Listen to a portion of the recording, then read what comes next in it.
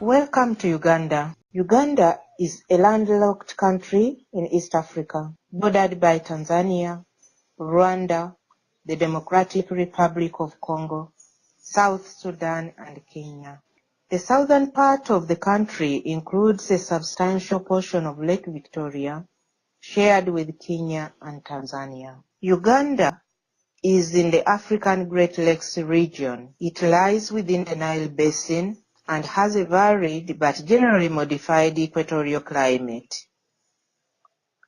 It also has beautiful landscapes and engaging wildlife, ranging from small beautiful birds to huge animals like zebras, rhinos, elephants, baboons, gorillas, and antelopes. Uganda has a population of 41.2 million. The official language is English. It is also the medium of instruction in schools right from kindergarten to university level. Uganda has 65 ethnic groups. Each group has its distinctive language and culture. Our education system has a structure of 7 years of primary education, 6 years of secondary education, divided into 4 years of lower secondary and 2 years of upper secondary or pre-university, and 3 to 5 years of university. After secondary education, some students from lesser able families choose to follow either vocational or agricultural training. Vocational training is based on non-academic studies. Its aim is to ensure that all trainees get jobs. This system has existed since the early 1960s. With the introduction of universal primary education in 1997, the schooling population increased greatly. Depending on how one performs at the National Primary School Leaving Examinations, primary graduates join secondary education. The legal age for school entry is 6. In spite of the so-called free primary and secondary education, many girls drop out of school at secondary school level. In one of the schools I visited, I asked girls what factors they perceive to contribute to school dropout among girls. They cited a range of factors: economic factors and schooling costs such as school fees and other school supplies. That as in cause a very big effect, because every day you have to move to school, you have to come back. Sometimes the distances are long, so if you get someone who can give you a lift, like you have made it, so she gets a guy, as in the boyfriend, because the guy was giving her everything. She trusted the guy so much. In the end, she became pregnant. When she became pregnant, they couldn't attain her in school. So for us at home, there is a culture that if you get pregnant or if you mess up, you don't come back. You just find your way. Kathy gets involved with the guy. She thinks the guy loves her more than anything else on earth. She gives in. She gets pregnant. The rule at home was, once you get pregnant, you never return. Now, in not returning, where does Kathy end? On the streets? She gets married, but when the guy loses the job, poverty begins biting. Therefore, life is no longer sweet because now they are poor, they don't have the resources, what the dreams she expected are now vanishing, and things turn out bitter. For me, she was in senior one where I had finished from. That girl, she had a mother. I think the father was a drunkard, so the mother was a nurse. And then she got married to that same doctor. But then the doctor would spend time at home, and then the mother would go working. Because she was used, she would wear as she wants at home, forgetting that the stepdad was always looking at her, targeting the same girl. And admiring. You know what, for me, I'm a virgin. My mother told me it's bad.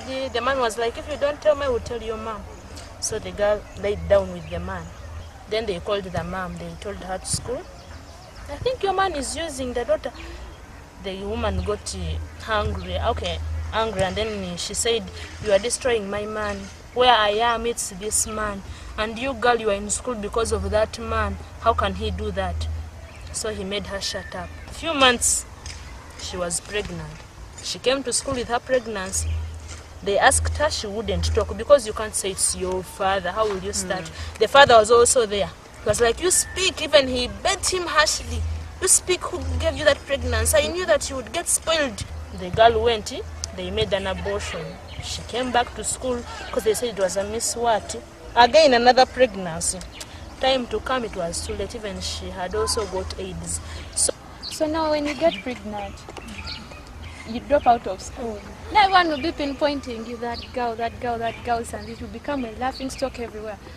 And in short, at times you may tend to stay indoors because you don't want anyone to see you. At times you tend, so as like to overcome that shame, or you become more ugly than ever.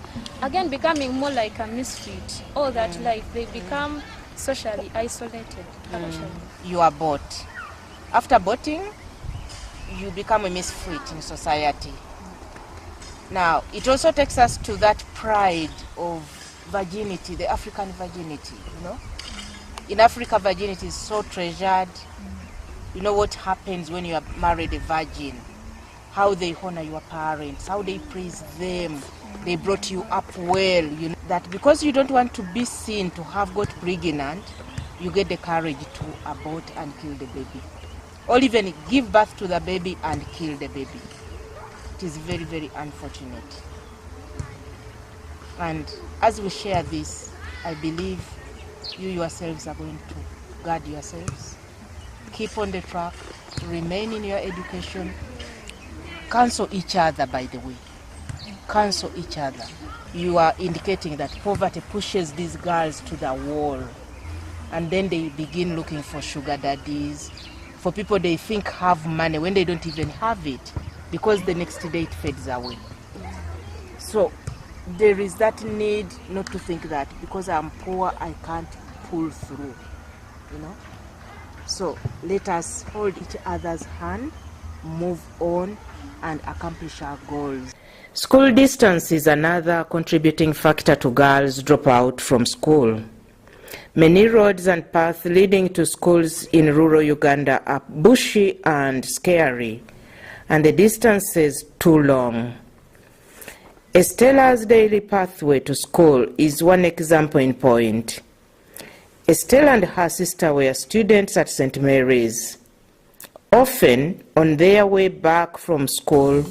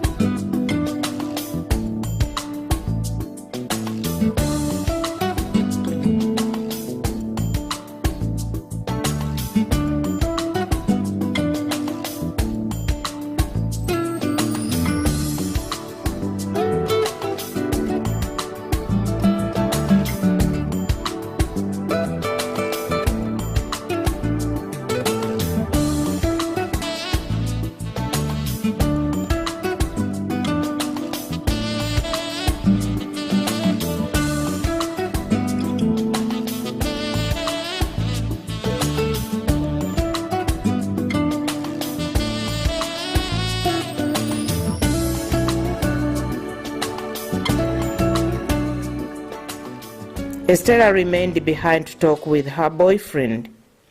One day, Estella's sister went ahead and told her mother about it. Estella's mother made a follow-up and found Estella dilly-dallying with a boy and beat her. She was rescued by a police lady. In addition, girls get discouraged by long distances also because they often walk to school and back on empty stomachs. Long distances are a cause for girls to drag themselves on the way to or from school and to engage in sexual conversations with young men who are already failures in life. The girls pointed out that the foremost cause for girls to drop out of school is pregnancy. This is Sarah. I met Sarah while on my visit to one of the rural schools. At 14 years, Sarah lived with her parents and was in Senior 1, or grade 8 by American standards, in a rural school. Sharing her story, Sarah said, See you again. How are you? Sister, I'm fine. How are you, sister? I'm fine. How did you come to split the family? I got pregnant when I was in Senior 1. I was about 14 years. When the school discovered that I was pregnant, they sent me away. I went back to my parents. Also, my parents sent me away. Away from home? Away from home. Then I went. My husband neglected me and also married another wife. You went back to his house, to his home? Yes, sister. And you wanted to live with him? Yeah. But you found he had got another wife? Yeah, but And he cared for you? no, He didn't. he didn't. Did he accept your kid? No. I then decided to hire myself out to earn a living and went to my old school where I was hired as a cleaner. Sarah came from a poor family, one that could hardly afford 2 meals a day. Her father could not afford her school supplies. At school, Sarah lacked the basic needs. When some young men offered to help Sarah with school supplies and other needs, she did not hesitate. Unfortunately, it was not long before Sarah got pregnant.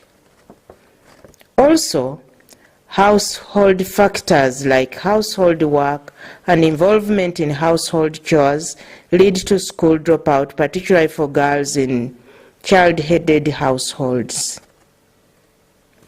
Unfriendly home environment where parents are drunkards and uncaring make girls run away from home. In such circumstances, girls feel unprotected, uncared for, and not listened to. So they run away from homes and elope with boys. Another example is that of Joan. Listen to her story. I lost my parents when I was very young and did not have an opportunity to go to school. My grandfather brought me up and was not friendly at all. This forced me to elope from home with a motorcyclist and got pregnant. My grandfather took offense at it. Although he did not send me away, he never showed me any kindness thereafter. Getting food in the home was hard, and milk for my baby was difficult to come by. Joan had to leave her grandfather's home to look for a job of being a housemaid. While there, Joan was raped by her employer and became pregnant again. This made her life more difficult than before. Joan was cautioned that should she reveal who raped her, she would lose her life.